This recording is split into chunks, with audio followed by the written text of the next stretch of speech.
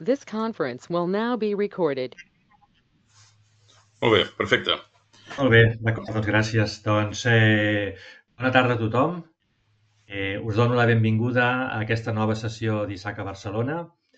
Vull excusar el Ramsés Gallego, el president d'Isaac a Barcelona, que ha tingut un imprevist de darrera hora i no pot estar aquí com ell tenia previst per presentar aquesta sessió i presentar el ponent.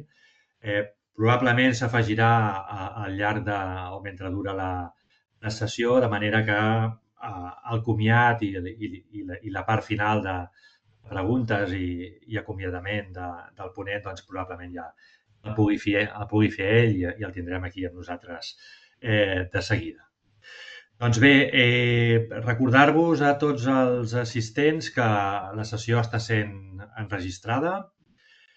També sapigueu recordar als associats del capítol d'Isaac a Barcelona i d'altres capítols que us hàgiu pogut afegir amb nosaltres, que si introduïu o poseu el vostre identificador d'Isaaca a l'apartat on es posa el nom, doncs això ens anirà bé per poder carregar automàticament els TPS que us donarem per haver assistit en aquesta sessió.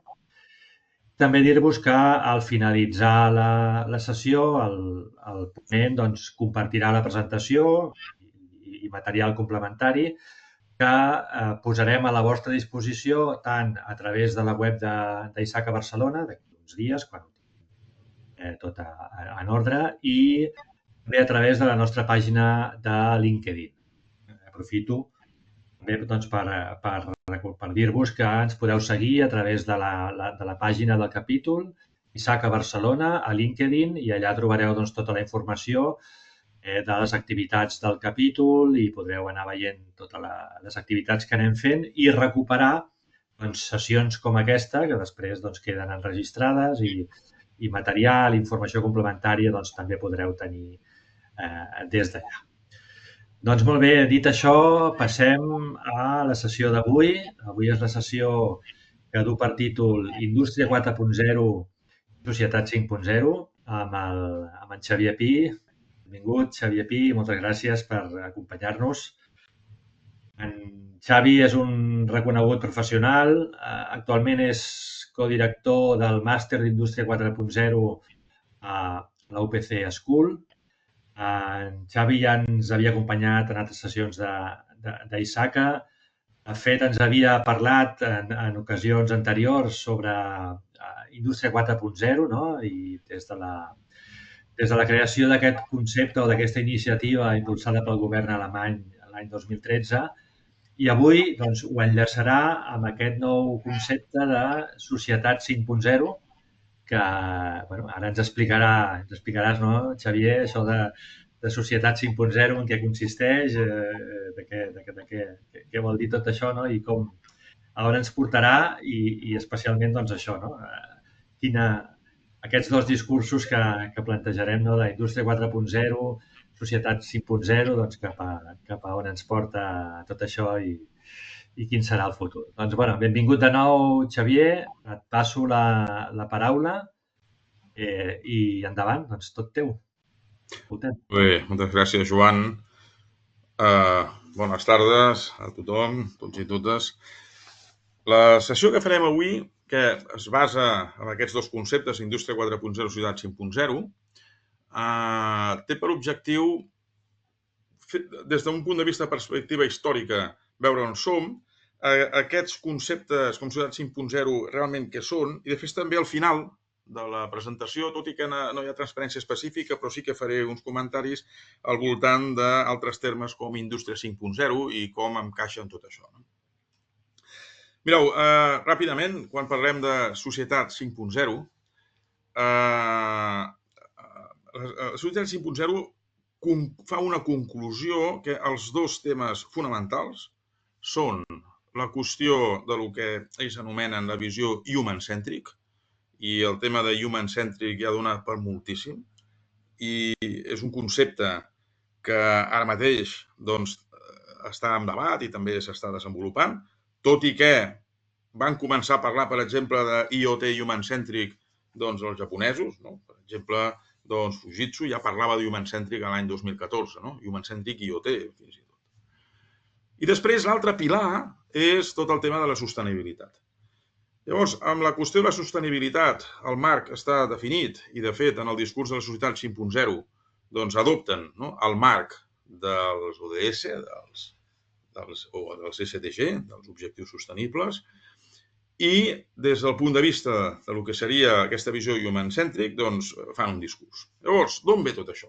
Mireu, aquí tenim dos documents, que són els dos documents de referència. Abans el Joan us comentava que us uníeu a la documentació. Bàsicament la documentació són les transparències, aquests dos documents i algun document addicional relacionat amb el que comentàvem de la indústria 5.0.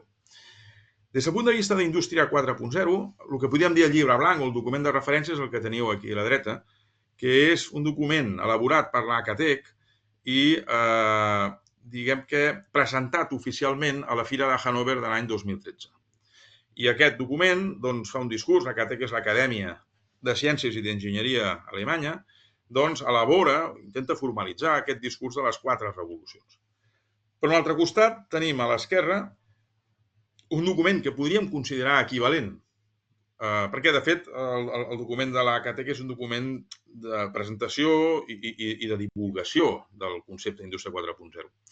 Doncs a l'esquerra tenim el document, en aquest cas impulsat per Keidanren, que és una associació d'empreses al Japó, molt potent, i que fa el paper, com va fer l'ACATEC, i aquest document, Societat 5.0, presentat l'any 2018, és la conseqüència d'un projecte anomenat Societat 5.0 que posa en marxa el govern japonès a l'any 2016. Molt bé. Llavors, aquests dos models, tant d'indústria 4.0 com de Societat 5.0, presenten certes similituds. El model que presenta Societat 5.0, el govern japonès, s'inspira amb la iniciativa alemanya d'indústria 4.0. De fet, és un plantejament d'ampliació.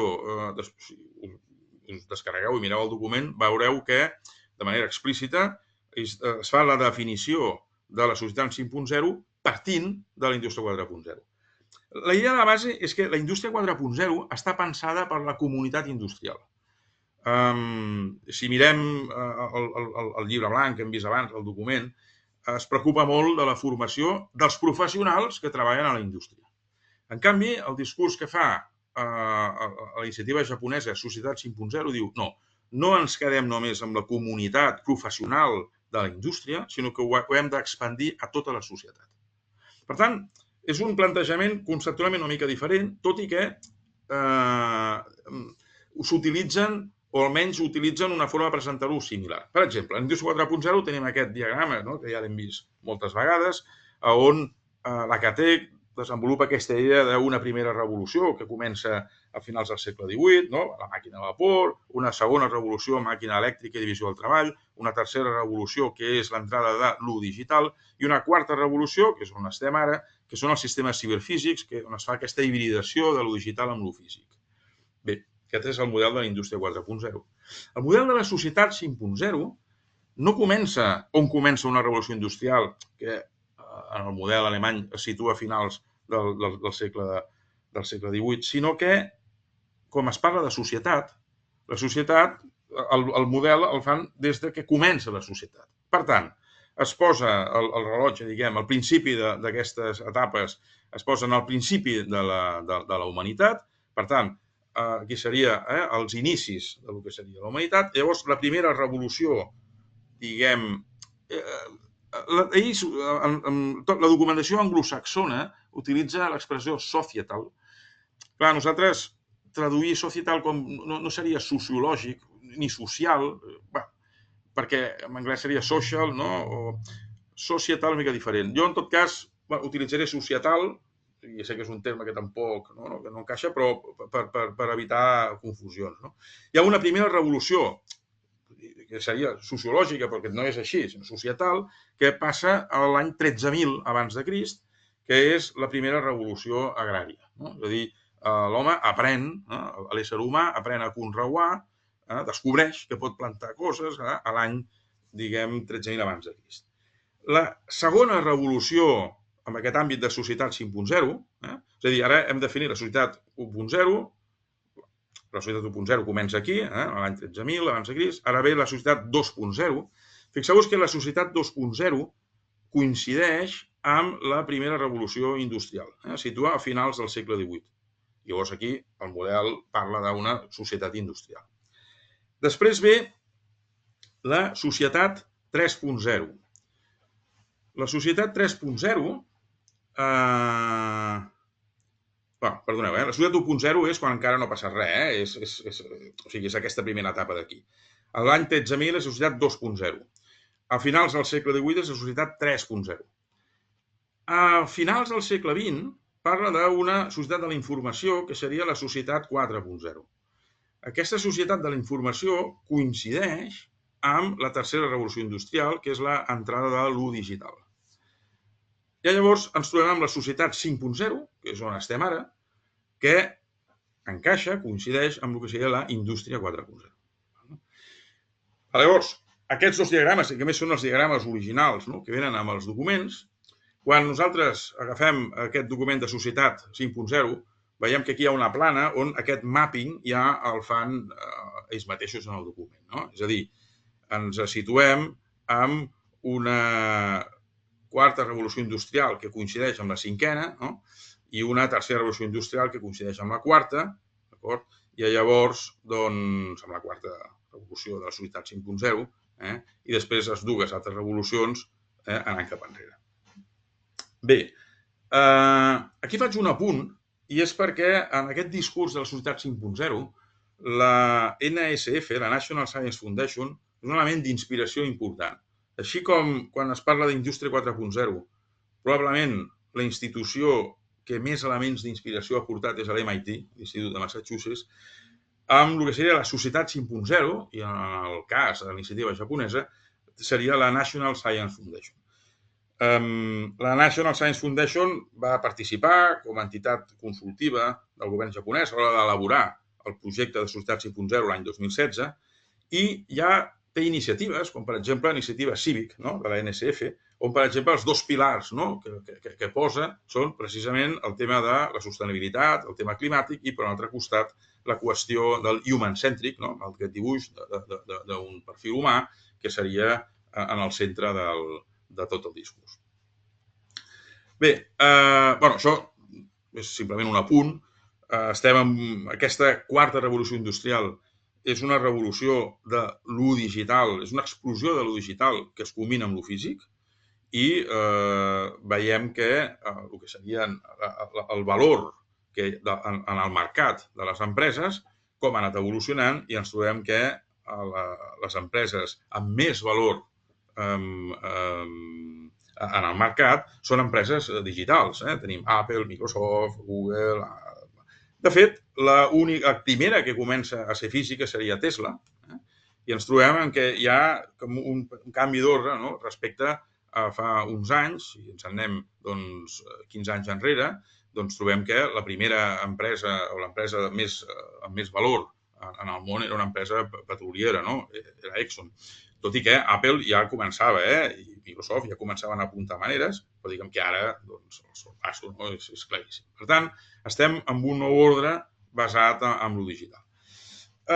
Aquí fem una reflexió de què va passar l'any 2000. L'any 2000 va haver el que es coneix com la bombolla.com, va explotar aquesta bombolla.com, i si ens hi fixem, si veiem aquí el que seria els volums d'inversions amb empreses de capital risc, amb aportacions de capital risc, amb empreses tecnològiques, trobem que en l'any 2000 va haver com una espècie de febre de l'or, amb tot el tema de les .com, i després va esclatar la bombolla i, si ens hi fixem, no es recupera fins que arriba la pandèmia, és a dir, abans d'ahir.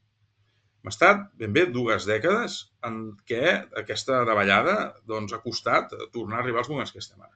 Ara estem en una situació que per alguns analistes recorden el que va passar fa 20 anys, fa 25 anys, I ens trobem que postpandèmia ens hem trobat amb un rebrot, i aquí doncs, hi ha tot el tema d'aquestes tecnologies, intel·ligència artificial, són unes inversions molt grans i que han fet repuntar. Però si analitzem, ostres, han passat... L'impacte que va tenir a l'esclat d'aquesta bombolla va ser molt fort, i anem a veure una miqueta les conseqüències d'aquest impacte, d'aquesta bombolla, que segurament són la base o ja coincideix amb la base del que seria aquesta nova revolució industrial.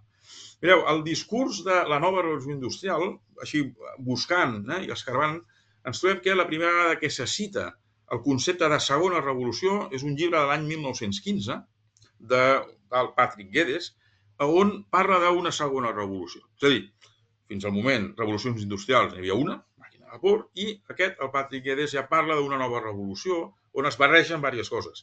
Es barreja el concepte de ciutat i es barreja el fet que tecnològicament, el fet de poder controlar l'energia mecànica d'una manera petita, neta, molt controlada. Pensem que la màquina de vapor era una màquina perillosa, sorollosa, on l'energia que es generava estava centralitzada. Si mireu imatges de les fàbriques del segle XIX, són fàbriques on en el sostre hi ha politxes. Hi ha un element central, que és el que genera l'energia, que és la màquina de vapor, i després ho van repartint a base de politxes i eixos, ho van repartint a les diferents màquines i sobretot va néixer en l'àmbit tèxtil. Després, si veiem imatges en l'àmbit tèxtil del segle XX, doncs és totalment diferent. Trobem els operaris, i majoritàriament eren dones, amb una taula de treball on hi havia una màquina, tipus màquina de cosir o similar, alimentada elèctricament, de manera que l'energia ja estava, diguem, distribuïda, no? I aquesta distribució encara es capilaritza més si anem al concepte d'electrodomèstic, que és quan ja arriben les màquines a les cases.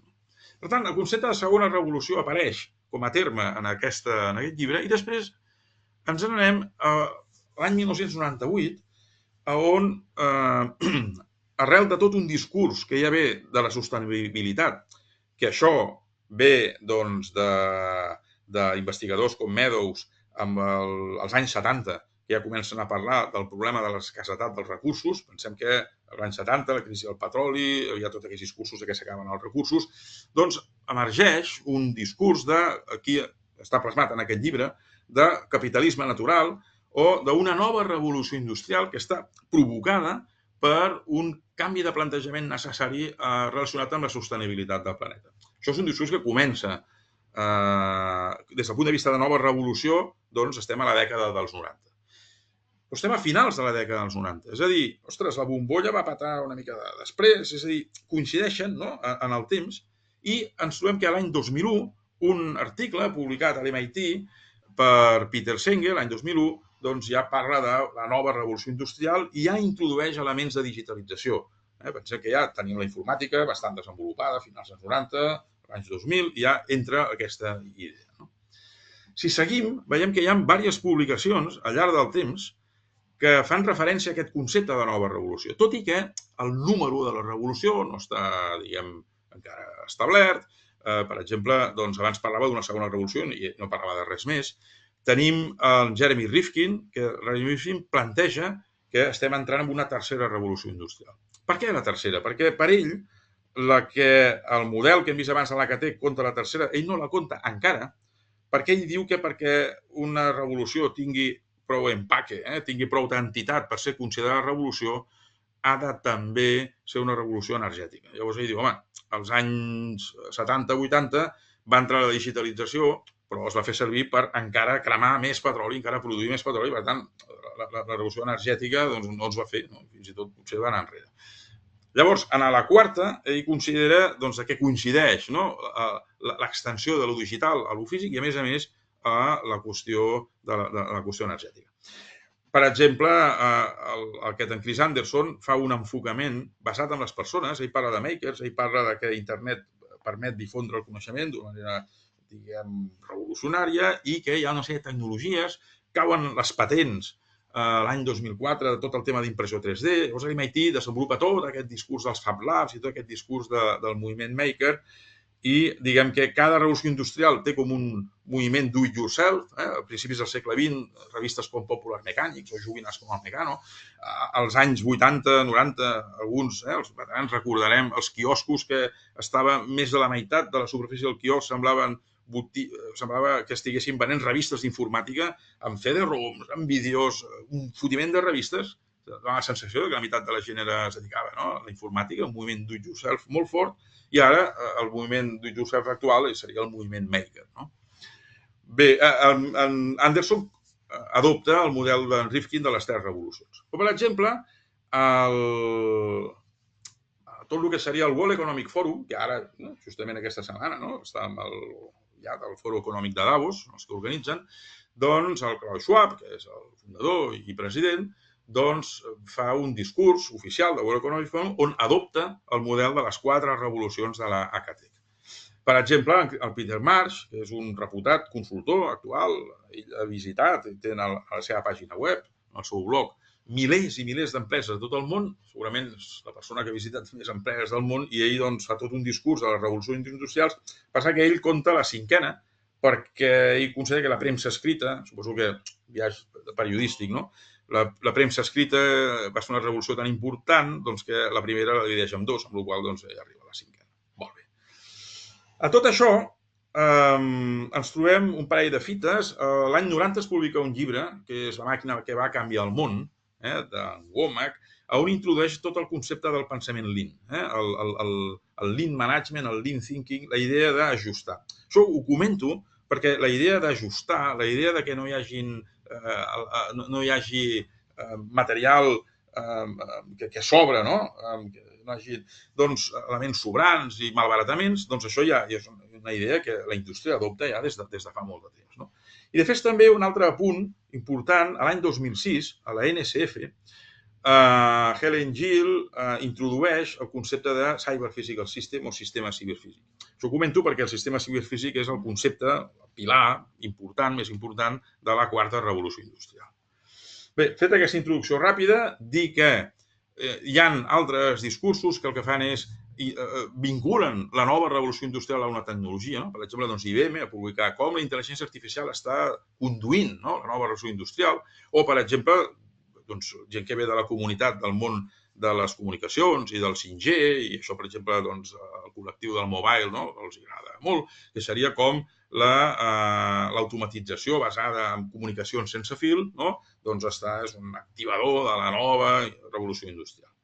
Ja per acabar amb aquest mostreig de documents o de referències, tenim aquí un document publicat per Gimelec, justament l'any 2013. Gimelec és una associació francesa molt important, empresarial, on en Jeremy Rifkin escriu un article on ell diu que, de fet, la forma d'anomenar les revolucions varia, però hi ha un consens en què aquesta revolució que estem ara és la mateixa i que tots estem parlant de la mateixa. De fet, ell en el document ja assumeix que la 4a revolució de la CATE coincideix amb la seva 3a. Per tant, aquí no hi ha discussió sobre si hi ha o no hi ha revolució. Hi ha revolució i, a més, hi ha consens de que aquesta revolució tots estem parlant de la mateixa revolució. I, acabo, el discurs de les 4 revolucions industrials serveix per mapejar les altres. És a dir, nosaltres mapegem la del Marx, diem que ell considera que la primera en té 2, mapegem la del Rifkin perquè diem que se salta la 3a. Diguem que és un marc adoptat, amb força consens ara ja, el 2025, del model de les 4 revolucions. És un model que està treballat, i és un model que hi ha molta bibliografia i que jugar amb les revolucions, a algú no li sembla bé. Ho dic perquè després faré un esment a la revolució 5.0 i ja us adelanto que, per exemple, a la Fira de Hannover, de l'any passat, no fa ni un any, va ser a finals d'abril, la ACATEC va fer un document agressiu on qualifica la indústria 5.0 d'un concepte frívol i innecessari. Perquè saltar el comptador de les revolucions marketingianament pot ser molt tentador, però en aquest cas al darrere hi ha tot un treball, no és tan lleuger. Bé, quan estem parlant estem en una nova revolució. Sí, una revolució que està basada en lo digital. Sí, això és unànime, tothom hi està d'acord. Quines són les causes? Per què aquesta revolució? Hi ha diverses explicacions. Una d'elles és una explicació que ve del món econòmic. Bori i Dulio, vinculats al Politècnic de Milà, van fer un estudi, l'any 2004, on veuen l'evolució de com eren els mercats que ens ajudem a la primera revolució industrial, un mercat previ a la indústria. Per tant, què estem parlant? Estem parlant d'un mercat bàsicament artesanal. Per tant, en el món artesanal tenim que el volum per variant és molt petit, perquè pràcticament són productes un a un, a mida, i, per un altre costat, la varietat per producte és enorme. No? Per què? Doncs perquè cada producte és diferent. Si anem pujant per aquesta corba, que vol dir avancem en el temps, doncs aquesta seria la primera revolució industrial, a principis del segle XX començaria la segona. Fixeu-vos que en la segona revolució industrial encara anem pujant, arribem a un zènit, a un màxim que ens necessitem als anys 60. Els anys 60 és el punt on es fa la producció en massa, més en massa. Així com a l'any 1913 estaria el Ford T com a pioner conceptual d'aquesta producció en massa. No m'importa el color del cotxe sempre i quan sigui negre, per tant, era un model estandarditzat, taylorisme. Bé, això, als anys 60, és el pic de producció. Aquí ens trobem en el boom de les classes mitjanes que poden accedir als automòbils, que poden accedir, aquí a Espanya va ser els 600, en altres països van ser altres cotxes, el boom de que les famílies accedeixen a electrodomèstics de forma massiva, a televisors, a neveres, diguem, diferents aparells domèstics. A partir d'aquí, als anys 60 comença a baixar i entrem a sembla que sigui com tornar al principi, amb una evolució que ens porta a un escenari on hi ha molta més varietat per producte. Bé, però un pot pensar que, fixeu-vos que a la quarta revolució comencem aquí, justament ara, i a més a la quarta revolució es parla de la mida de lot 1, el lot size 1, que seria com la personalització en massa, massiva. Pot pensar que tornem al punt de partida, però hi ha una gran diferència. Si ens fixem amb el que seria el producte interior brut per càpita, es dispara exponencialment amb la revolució industrial. Això què vol dir? Vol dir que la producció de béns i de serveis que tenim ara, comparat amb finals del segle XVIII, actualment és estratosfèricament més gran. Estratosfèricament més gran. Tot i que en la gràfica pot semblar que tornem al punt de partida. Bé, per un altre costat, tenim que es produeix un fenomen que a finals dels 70 el sector terciari adelanta el secundari. O sigui, tenim el sector primari, l'agricultura i la ramaderia, tenim el sector secundari de la manufactura, el sector terciari dels serveis, tenim que el sector terciari avança. Vol dir que quan es parla de servitització, ja hi ha un context propici de parlar de servitització. Els serveis cada vegada tenen més pes en el conjunt de l'economia. Bé, dit això, resulta que hi ha una demanda de flexibilització. Si parlem de la mida de lot 1, estem parlant de personalització, per tant, estem parlant que es vol una flexibilització tant en els productes, en els serveis, i inclús amb la manera de comunicar-se, amb la forma de tractar el client, i es tracta de tendir aquesta aportació de valor en el terreny del client, quasi individual. Bé, llavors, aquesta idea de flexibilització s'interpreta de dues maneres. Per un costat, a la indústria 4.0 s'interpreta amb que les estructures de producció que estaven organitzades de forma jeràrquica, i aquí l'estàndard que ho reflecteix és la ISA 95 amb la piràmide CIM, on defineix clarament el nivell de camp, a baix, el nivell físic, el nivell de dispositiu, el nivell de control, el nivell d'estació de treball o de línia de fabricació, el nivell de work center o de fàbrica i el nivell d'empresa que està a dalt de tot. Aquest és un document de Bosch, que va ser un dels que va crear aquest discurs del 4.0 i diu, escolta, el nou món, indústria 3.0, jeràrquic, rígid, piramidal. El nou món, 4.0, és un món amb xarxa. És un món amb xarxa amb què tot es pot connectar amb tot. Aquí faig un comentari, acostumo a fer, i és dir, compte, perquè en el món industrial, avui en dia, la ISA 95 està vigent i aquestes capes estan vigents, els sistemes MES, o sigui, ara tenim els RPs, els sistemes MES, els sistemes SCADA, això està totalment vigent. No hi ha una contradicció. La resposta és dir, bé, si nosaltres som capaços de fer això, la piràmide és un cas particular. I el que tenim és que tenim la capacitat de fer piràmides flexibles. O, dit d'una altra manera, canviar les piràmides flexiblement. Aquest seria el discurs, diguem, de com encaixa la ISA 95 amb els sistemes de fabricació amb la flexibilitat que tenim actualment. L'altra onada de flexibilitat que tenim ara mateix ens ve de la intel·ligència artificial. La intel·ligència artificial no és rígida. Fins i tot, si ens equivoquem, potser ens corregeix. I fins i tot encara ens demana disculpes. Perdona, potser t'has equivocat i vols dir això. És a dir, la rigidesa d'una informàtica 3.0 que t'equivoques d'una coma i ja no funciona res, que aquest és un concepte complicat. Vosaltres esteu en l'àmbit de la tecnologia, però jo us asseguro, segurament us hi heu trobat, i hi ha gent que això no li entra al cap, no ho pot entendre, fins i tot que no s'ho creu, no? Dius, ostres, per una coma es pot col·lapsar tot un sistema? Doncs sí, pot passar perfectament. Això, perquè amb la meitat 3.0, amb aquesta idea, la idea artificial crea com una capa en la que s'eliminen moltes rigideses d'aquest estil. Ara, en aquest moment, estem amb un hype molt fort, i que, diguem, tot i que la intel·ligència artificial és una àrea, veurem que els discursos que s'estan fent ara d'indústria 4.0, ostres, s'estan estabilitzant i el que teníem fins ara continua bastant vigent. Mireu, abans d'entrar en les àrees, i passaré molt ràpid, perquè no vull explicar cada una de les àrees, sinó simplement veure cap a on va cada una d'aquestes àrees. Simplement fer un esment ràpid de que el discurs de digitalització que es fa des del món industrial, del món que se'n diu OT, Operations Technologies, doncs nosaltres tenim un actiu, i aquest actiu pot ser un actiu analògic, un actiu 2.0, el volem digitalitzar, el que li fem és dotar-lo d'una carcassa, que gràficament seria com una campana digital, que el que permet és tenir aquesta interfície digital amb l'actiu, i aquest actiu pot ser físic, o pot ser digital, o pot ser híbrid. I en el món d'OT, els elements es connecten entre si de forma màgica, amb cables, sense fils, o com sigui, i la xarxa es ventila amb una línia. Bé, hi ha una arquitectura de referència, de RAMI, que defineix aquesta manera d'enfocar-ho. I cadascun d'aquests components s'anomena I4.0 component.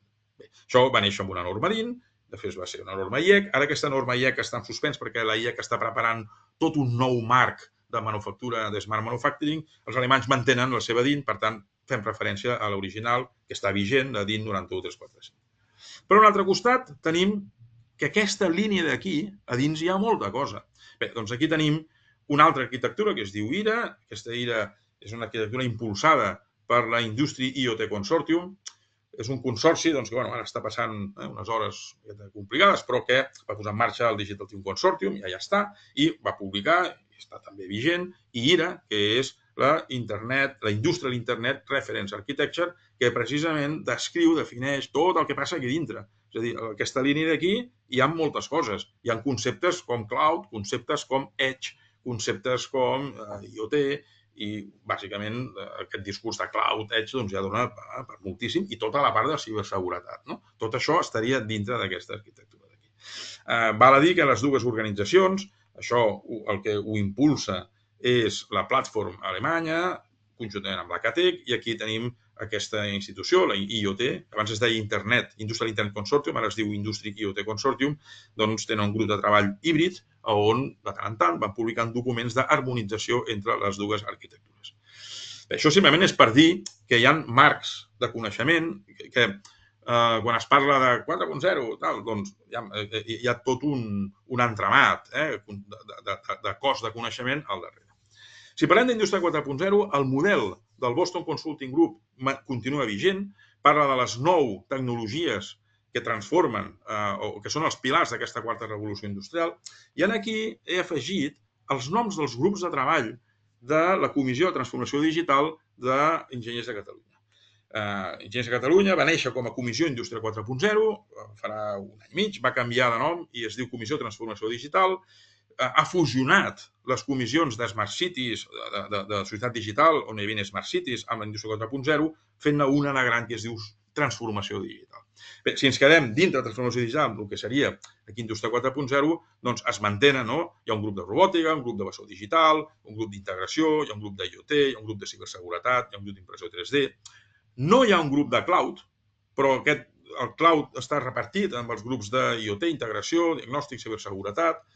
I bé, aquesta és la situació actual. Per tant, aquest és un model que aguanta, tot i que dius, ostres, la intel·ligència artificial on és? Mireu, hi ha models, per exemple, una empresa que es diu WEC, doncs fa una adaptació del model del Boston Consulting Group, n'hi ha hagut moltes, i llavors ells, per exemple, proposen col·locar la intel·ligència artificial junt amb el Big Data i el Data Analytics, i bé, és una manera de mantenir el de les 9 tecnologies i posar intel·ligència artificial.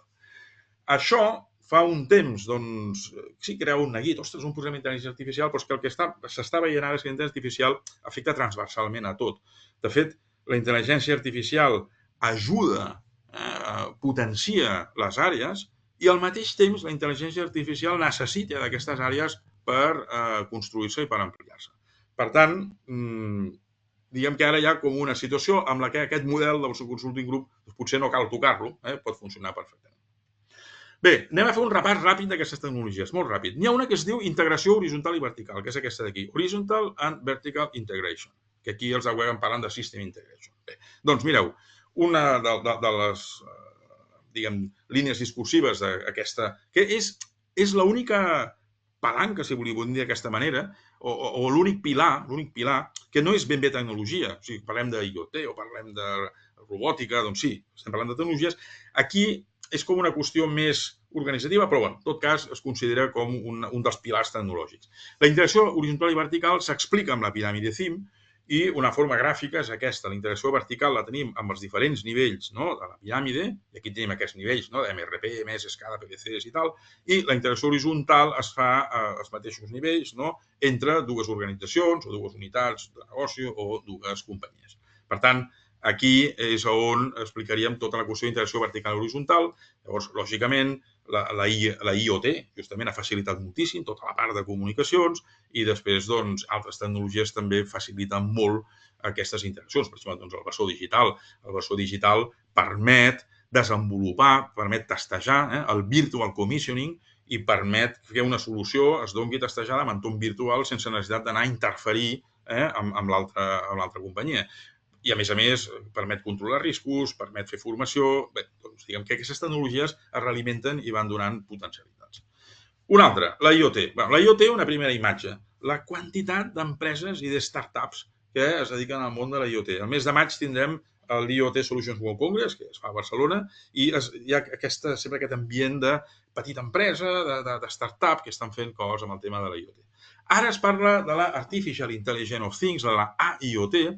Aquí doncs, tenim una entitat, la Business Research Company, que fa projeccions de futur i parla aquí d'unes projeccions de creixement molt importants en el cas del que seria la AIoT, la Artificial Intelligence IoT. Està parlant d'unes taxes de creixement, diguem, compost d'un 33%, i això ho projecta fins a l'any 29. Bé, una altra de les tecnologies que teníem en el model del Boston, Data Analytics, Data Analytics i Big Data. Mireu, aquest és un diagrama que explica el gran boom de lo digital a partir dels finals dels 80 fins a l'any 2007, que és l'època on es digitalitzaven els discos de vinil, passaven a CD-ROM. Clar, el CD-ROM ja és digital, els DVDs ja són digitals i estem en aquesta època i es produeix un boom. Doncs això és una broma comparat amb el que s'espera. Des del 2010, aquí el 2010, que està com a 0, és el punt màxim aquí del 2007. Doncs ara, a partir d'aquí, a sobre, patabam, unes previsions tremendes de creixement amb terabytes, aquí està parlant de zettabytes, del que es preveu del volum d'informació que està previst que creixi ara en els propers anys. Bé, més perspectives, el tema del cloud computing. Cloud computing, doncs aquí tenim els diferents nivells, els tier 1, 2, 3, 4, en funció del nivell de fiabilitat del que seria el centre de dades, però estem veient també unes previsions de creixement sostingut d'ara en endavant des del punt de vista de demanda de centres de dades. I això afectaria tot el tema de la computació en núvol. I impressió 3D. Impressió 3D, si mireu, comparem, aquí està parlant d'un creixement, una taxa de creixement d'un 16%. Per tant, preveu, per exemple, que la impressió 3D creixerà la meitat de la IoT, de la AIoT, Artificial Intelligence IoT, tot i que hi ha elements. Per exemple, tota la qüestió de la impressió 3D en metall està baixant molt de preu, està eclosionant, però una de les grans tendències de la impressió 3D és hibridar-se amb els sistemes de fabricació, diguem, més tradicionals. Aquí es parla molt de fabricació additiva i de fabricació extractiva, molt ràpidament. L'extractiva és la de tota la vida, trapants, taladros, fresadores, trapants, torns, tot el que seria el món del mecanitzat i el control numèric. El control numèric, també neix a l'època dels 80 i que forma part del dia a dia de la indústria molt important. Bé, després apareix ara en aquesta quarta revolució la fabricació additiva, és a dir, en lloc de ser extractiva, de fer forats, doncs es tracta d'anar posant material, dipositant i tal. Bé, la gran tendència que és la hibridació dels dos, és a dir, una part additiva i una part d'acabats i una part combinat amb una part extractiva. Bé, això hi facilita molt la robòtica. La robòtica, que per un costat es parla molt de la robòtica col·laborativa, que ha estat un dels pilars de la quarta revolució i que encara hi va més, i ara ja es parla de... Fixeu-vos, el que dèiem abans de la segona revolució industrial, que la màquina elèctrica de les fàbriques després arriba a les cases en forma d'electrodomèstic. Ara estem a prop d'això. A la indústria, la robòtica col·laborativa està molt interioritzada i és una manera que el robot col·labora amb la persona, i ara estem a les portes d'un boom suposat de robots que entraran a les cases amb temes domèstics i amb altres temes, activitats que es poden fer a la casa. Per tant, és un fenomen similar d'aquesta evolució de la tecnologia que passa primer per la indústria i després arriba a les cases. Tenim també una revolució amb la part de la logística contra la logística, que són els típics magatzems d'Amazon, que tant agrada visitar, on es veuen aquests robots mòbils que porten les caixes amunt i avall.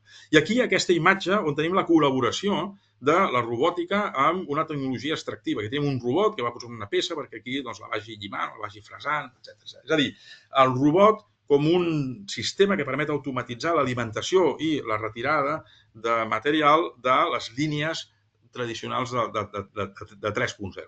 Per tant, anem a un model en el que la fabricació consisteix en materialitzar. Tenim un model digital i aquest model digital, d'una manera màgica, entra en un procés on aquest model digital es converteix en una cosa física, combinant tecnologies, combinant additiva, combinant extractiva i buscant aquesta idea d'automatització.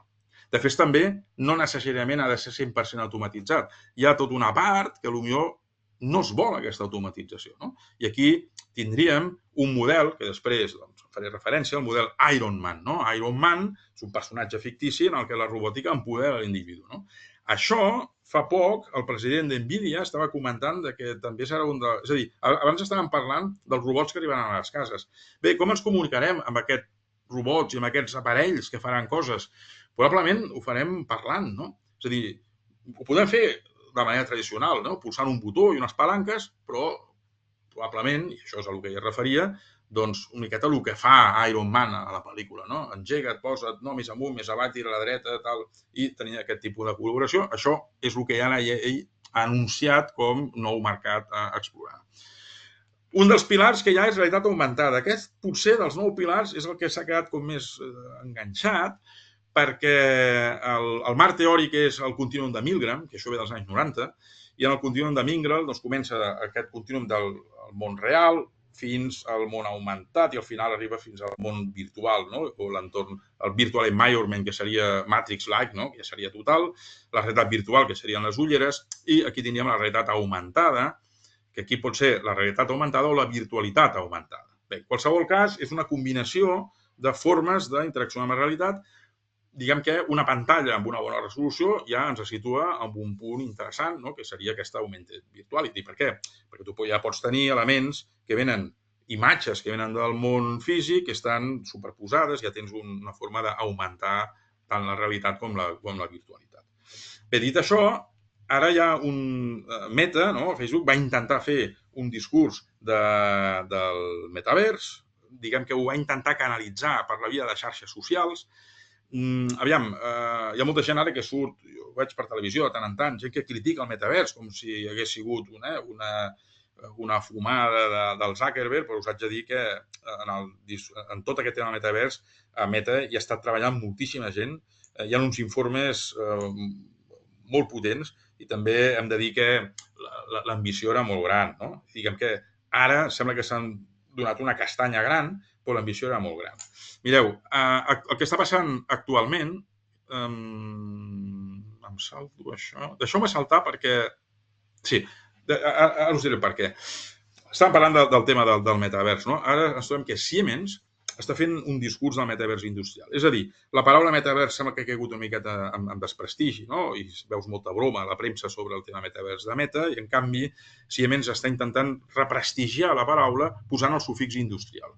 Per tant, el metavers industrial. Llavors, en el metavers industrial, fixeu-vos, acords de Siemens amb NVIDIA.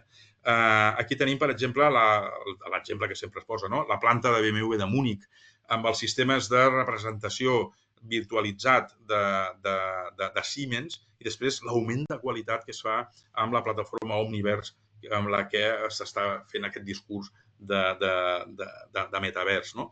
I llavors, NVIDIA aquí està jugant molt fort en tot això. De fet, per exemple, iniciatives com Siemens i NVIDIA amb un acord amb Hyundai Hyundai té tot unes instal·lacions de ports industrials a Corea i que estan fent uns bessons digitals també amb un enfoc d'aquest estil. De fet, tenim també que aquesta plataforma Omniverse és una plataforma open source. També us dic que consumeix una quantitat de recursos, una barbaritat de recursos. Estem parlant de 32 gigas de RAM mínim, una quantitat de gigabytes tremenda, però per un altre costat, que això també hem de pensar que a la comunitat que viu en el món del gaming doncs ja li va tot això, i tota una sèrie de material open source. Penseu que aquí els que estan fent els d'NVIDIA estan posant màquines de simulació física. Hi ha projectes com ROS, que és un projecte open source obert de robòtica de fa molt temps, que té el seu propi simulador, que està molt bé, simulador físic, on se simulen les lleis de la gravetat i les lleis físiques com Gazebo. Doncs ara estan fent un que es diu Isaac, que l'estan posant també dintre d'Omniverse i d'alguna manera és per atraure tot aquest know-how del... És a dir, que aquí hi ha un projecte de fer com el que va passar una miqueta amb els sistemes operatius, no? Que va haver una batalla de sistemes operatius i tots recordem el gran èxit de Windows, per exemple. N'hi ha més, a part de Windows, però va tenir un gran èxit. Aquí també la idea és fer com una casa comuna dels bessons digitals en el metavers. Llavors, clar, si es planteja així, si l'objectiu que tenien era fer el megasistema operatiu de bessons digitals, doncs bé, aquí, i a més, lligant-ho amb xarxes socials, no els ha sortit bé, però ara, diguem que en el camp industrial el discurs es manté. Veurem que aquesta no és l'única línia. Torno enrere ràpidament i quan estem parlant de tecnologies, tenim una que és la de simulació. També està en el model del Vostok. Simulació, bessons digitals. Bé, aquest és un exemple, això és un exemple real, això és un robot d'una empresa que es diu ABB. Aquí teniu un enllaç que... Tot això ve d'un paper de l'any 2017 on es plantegen la utilització de llenguatges de blocs com Blockly, que això ve del món de l'Scratch, i per fer que sigui fàcil per no tècnics utilitzar els robots. Llavors ells fan un producte que es diu Yumi, que es programa amb aquest llenguatge de blocs, tipus Scratch, i que permet programar el robot tant en físic com en simulat, en bessó digital. Això permet que l'usuari perdi la por de dir, ostres, jo no ho sé, doncs mira, comença a programar, arrossegues blocs, tens tutorials, és senzill. Bueno, ara, amb la intel·ligència artificial, encara és més atractiu, perquè tu li dius, escolta, vull fer un moviment circular que agafi la peça i que faci no sé què, i ell ja et planteja uns blocs, no?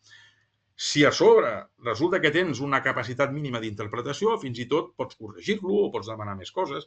És a dir, que la intel·ligència artificial trenca una barrera, i això ara veureu com enllaça amb la societat 5.0, parla com els humans, però resulta que al mateix temps doncs, el saber jugar amb les regles del joc formal, en aquest cas, per exemple, doncs, el pensament computacional, doncs et dona una potència molt gran. No? Llavors, això seria la idea de bessó digital il·lustrat, un exemple senzill, i a més, com que l'usuari pot provar-ho, si s'equivoca, diu, mira, acabes de trencar l'eina, virtualment, no passa res.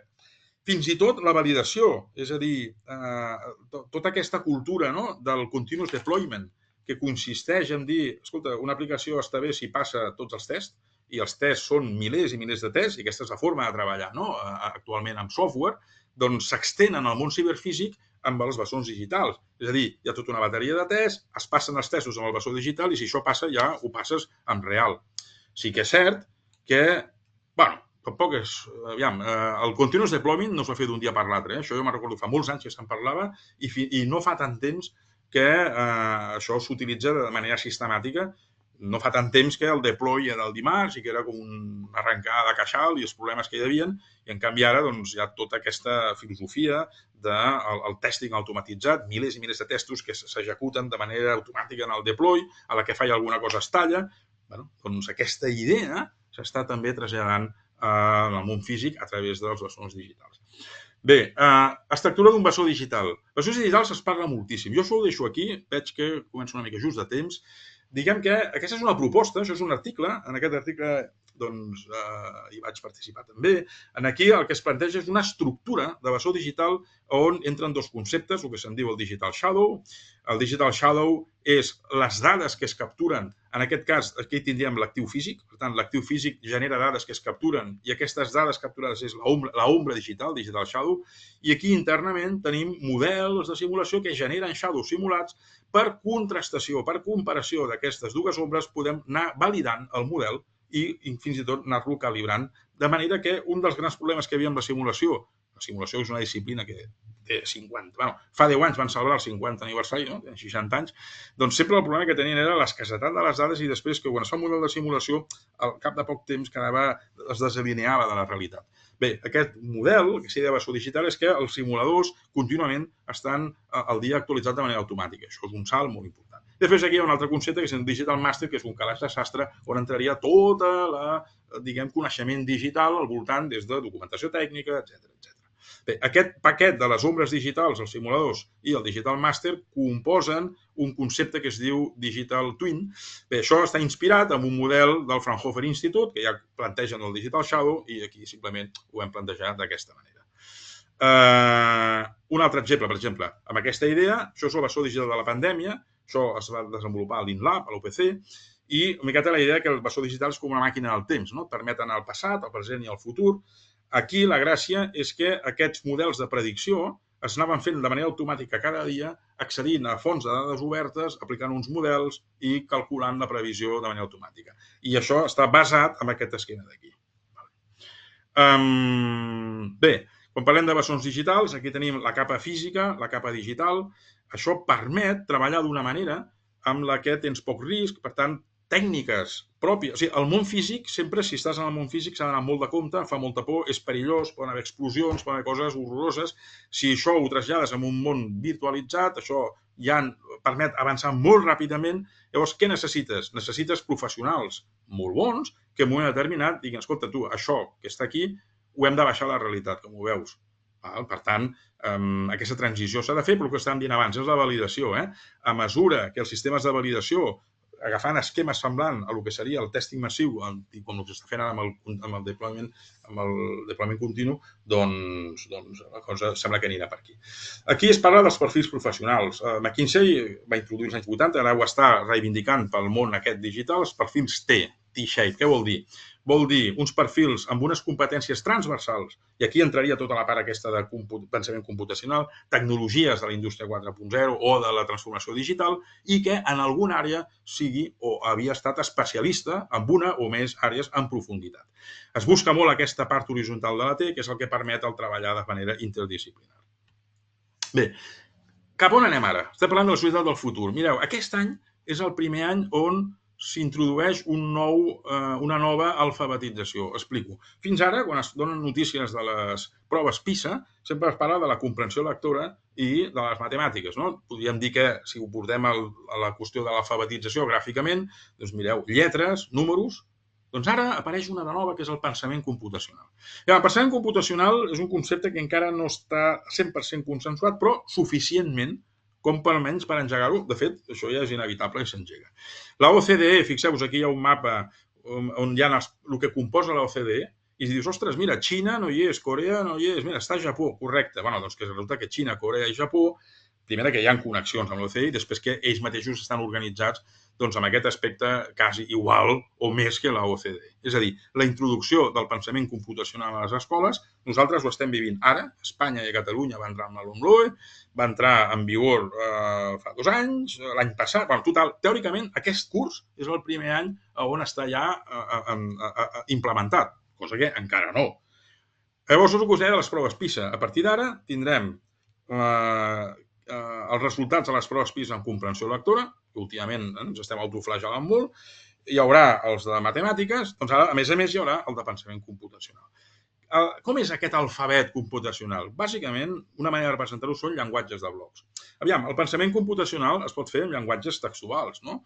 De fet, per molta gent, l'entorn, diguem, de treball, el que se'n diu un micromons, que ara ho comentaré, doncs es podria fer en Python, per exemple. I a més interessant que aquests llenguatges permetin executar de manera interactiva. Hi hagi una consola i puguis executar pas a pas. Doncs aquí hi ha forces eines, però si diem, però les escoles què faran? Què faran a les proves PISA? Doncs seran coses d'aquest estil. Mireu, el pensament computacional. Aquest és un enllaç, això és una pàgina de la UOC i de Fundació Geitors d'Educació, on està molt ben explicat. Va haver un paper, un article publicat per la Janet Wing. Penseu que la Janet Wing, just després d'aquest paper, va ser la responsable d'estratègia digital de la NSF, de la National Science Foundation, i la Janet Wing va publicar un article que es deia Computational Thinking, que va tenir una quantitat de citacions tremenda, mires, de 13.000 citacions, una barbaritat. Molta influència, i és la idea, la doctrina que s'adopta quan es parla de pensament computacional.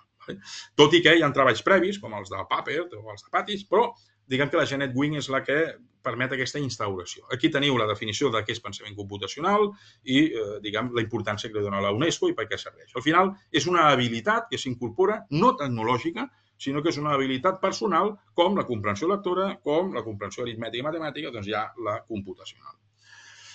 Bé, ho dic perquè bàsicament són les habilitats, o més que habilitats, les activitats mentals de descomposició de problemes, el reconeixement de patrons, d'abstraure i de pensar algorítmicament. És a dir, ser capaç de pensar en seqüències pas a pas, ser capaç de pensar de seqüències alternatives o seqüències que es repeteixen i saber-ho plasmar en un entorn. Això és el pensament computacional.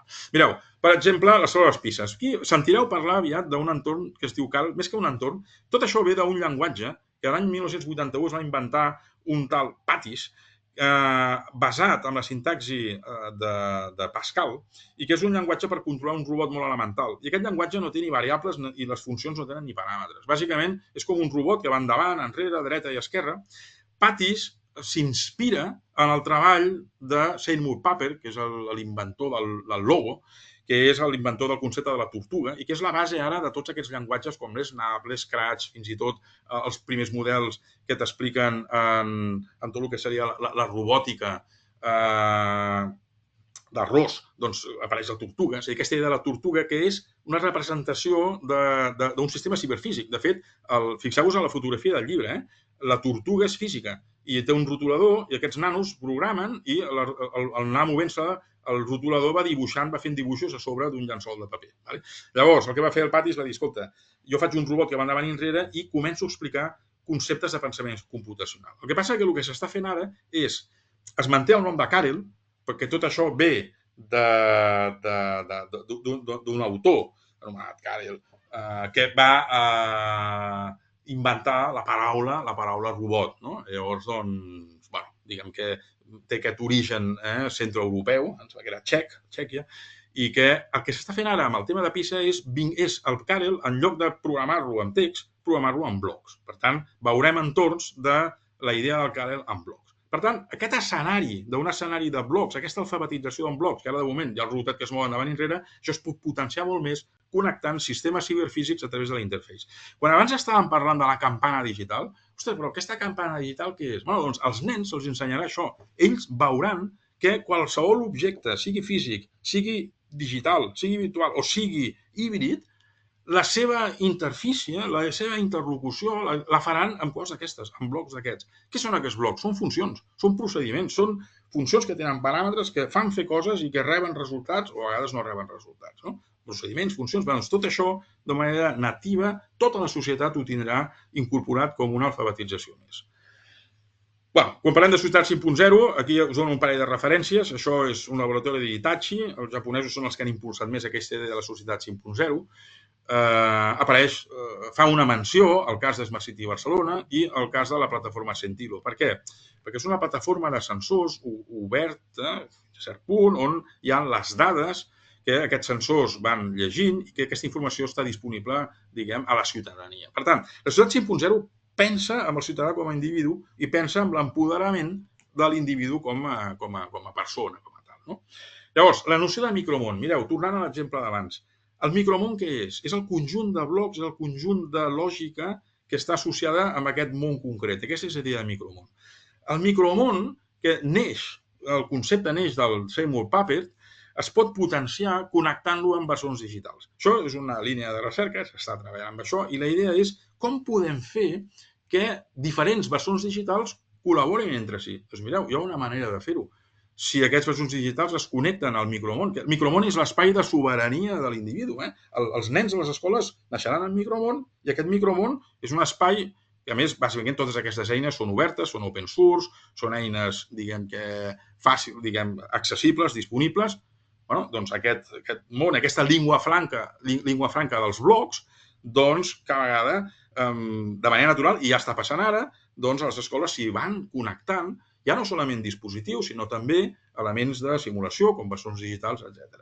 Per tant, aquesta és una línia de treball. I en aquesta línia de treball trobem, per exemple, quan parla de la internet federada dels bessons digitals, que això neix, bàsicament són investigadors japonesos, tot això ve del projecte de Societat 5.0 i ells estan treballant amb aquesta idea, la idea dels bessons digitals que es puguin federar. Llavors, ja per acabar, per concloure, aquí tenim dues visions. Per un costat tenim la visió del megametavers, que fins que arribi ja veurem a on anar allà i serà tot, llavors resulta que tu entres en un escenari de qui serà aquest megametaverse, no? Qui ho farà? Ho farà la Unió Europea? O ho farà una empresa?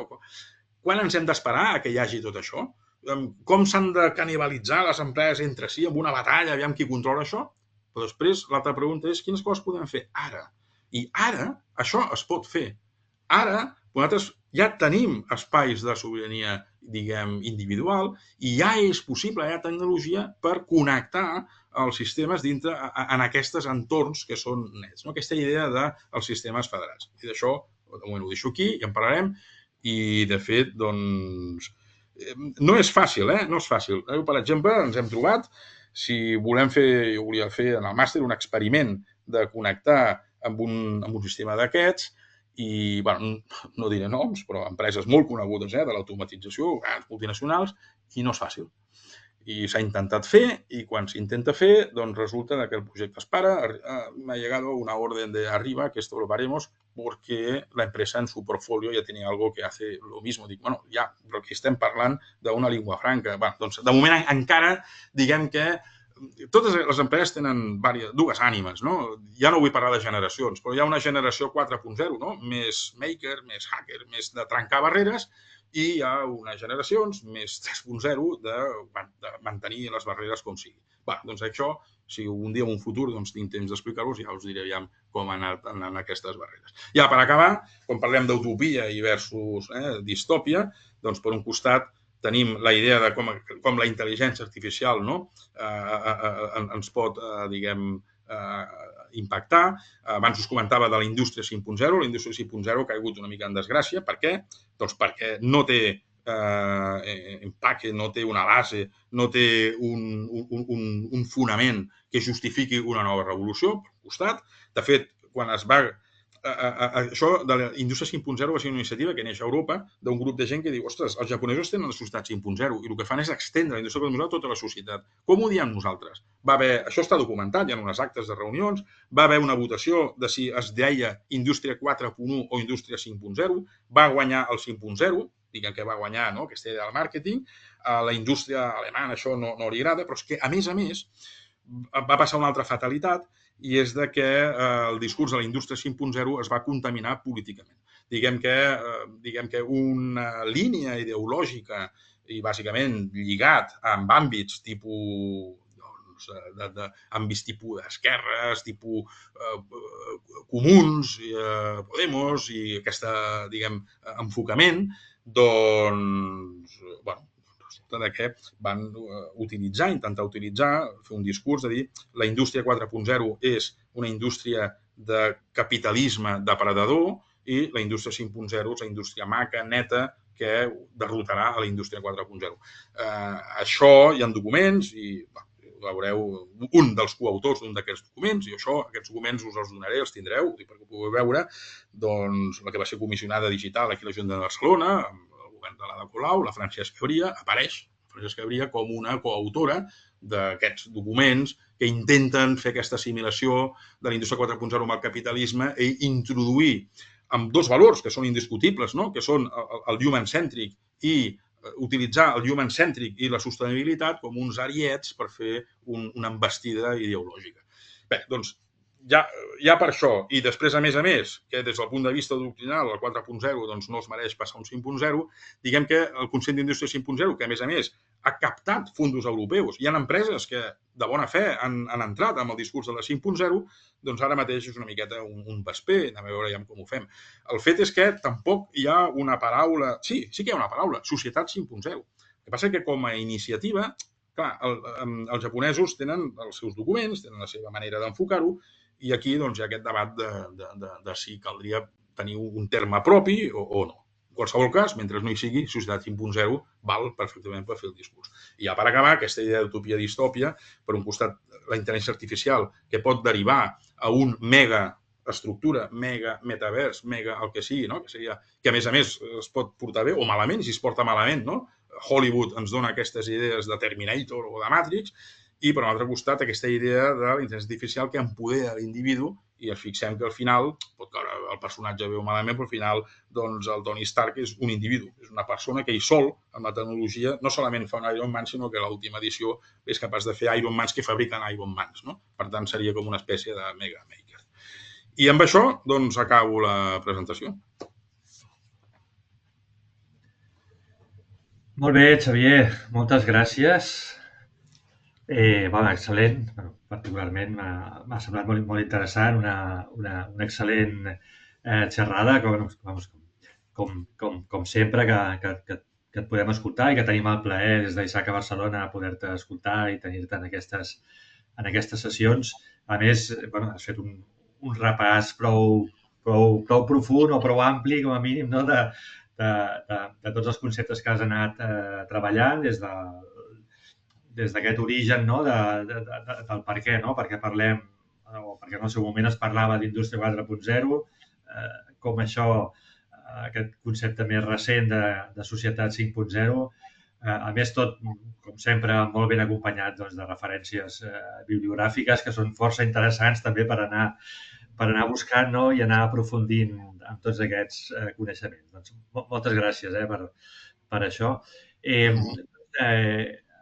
Donaríem pas ara a uns petits instants, si hi ha algú dels connectats que vol dir alguna cosa.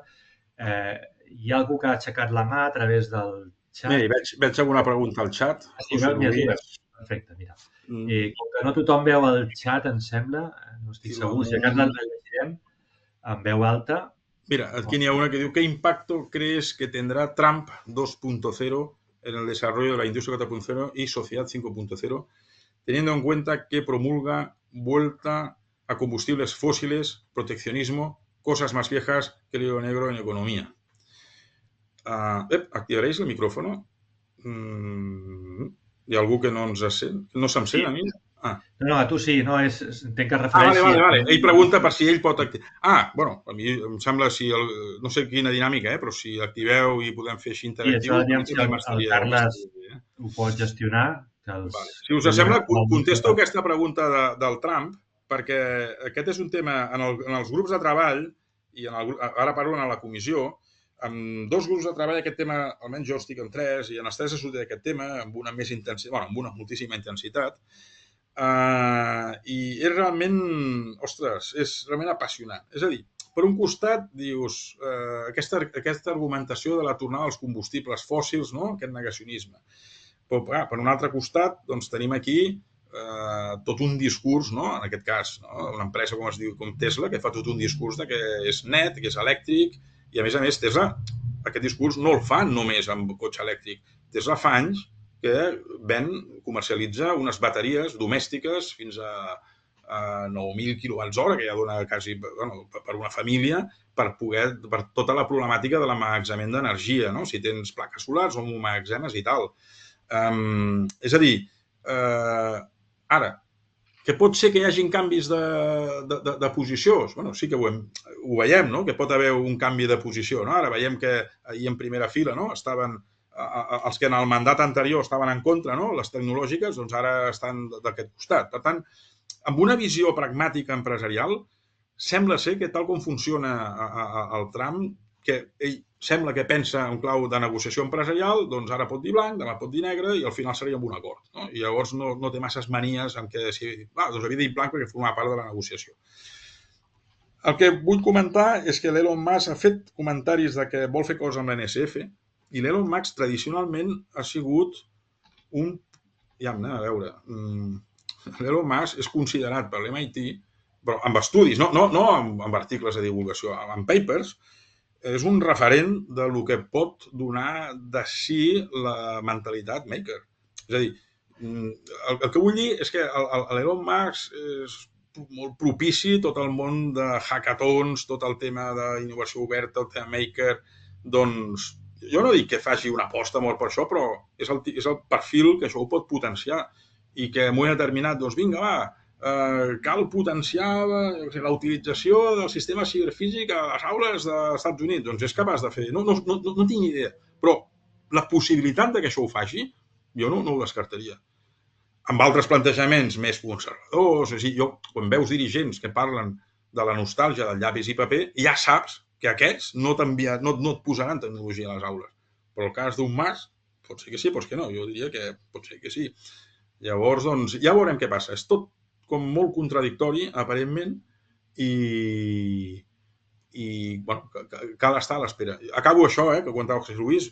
Hi ha un professor de la Universitat de Colúmbia que es diu Jeffrey Sachs, és un analista polític i econòmic i sempre està analitzant qüestions dels conflictes com la guerra d'Ucrània, tot el tema de Taiwan, el paper que ha fet els Estats Units històricament i bueno, doncs ell també està una miqueta així wait and see, a l'expectativa, diguem que jo en aquest cas tampoc he tirat d'ell, ho dic perquè ho sapigueu, tiro una miqueta d'ell.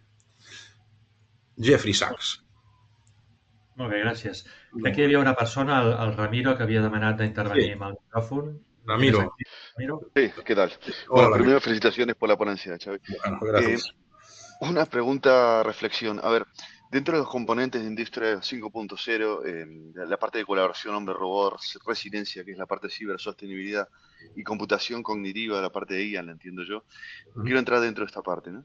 Creo yo, y es mi opinión, humilde opinión, que la parte, digamos, de mantenimiento predictivo, gemelo digital y visión artificial es un poco la fase 1 dentro de la guía de la industria, ¿no? Porque en el momento que se está empezando a hablar de guía generativa para generar diseños 3D, de posibles futuros productos que se generan y se crean y un entorno virtual para poder verlos, y robots humanoides que tienen visión artificial y pueden realizar, por ejemplo, la fabricación de coches en BMW próximamente. Se puede hablar de que esto ya empieza a tener un empuje, digamos, que la IA será probablemente un factor determinante y definiendo la verdadera industria 5.0 desde el punto de vista de la IA multimodal y el aumento de capacidad de procesamiento.